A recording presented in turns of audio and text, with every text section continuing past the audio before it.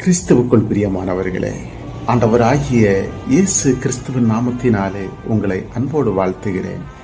தேவ பிரசன்னம் உங்கள் அனைவரோடும் கூட இருப்பதாக. இன்றைக்கு என்னுடைய ஜெபம் கேட்கப்படவில்லையே, என்னுடைய ஜெபத்திற்கு பதில் வரவில்லையே என்று சொல்லி கலங்கிக் கொண்டிருக்கின்றீர்களா? சோர்ந்து போய் காணப்படுகின்றீர்களா? ஆண்டவர் உங்களை பார்த்து சொல்லுகிறார், யார் யாரெல்லாம் என் நாமத்தினாலே ஜெபத்தை ஏறெடுத்து எனக்கு இதை செய்யும் என்று கேட்கின்றார்களோ அவர்களுக்கு நான் அதை செய்வேன் என்று ஆண்டவர் வாக்கு கொடுத்தார். ஒருவேளை உங்களுக்காக உங்கள் தாத்தா பாட்டியாக இருக்கலாம், உங்கள் அப்பா அம்மாவாக கூட இருக்கலாம், உற்றார் உறவினர்களாக கூட இருக்கலாம்.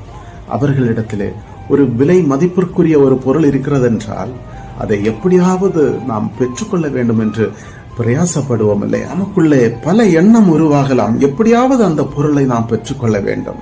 அன்பானவர்களே, ஆண்டவருடைய நாமம் வல்லமை உள்ளது.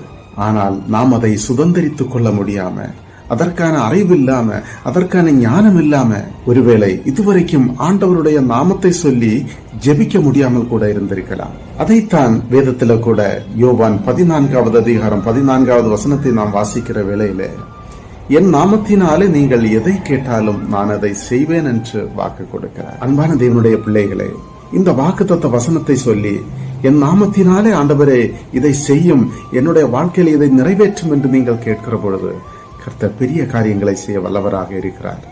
God bless you.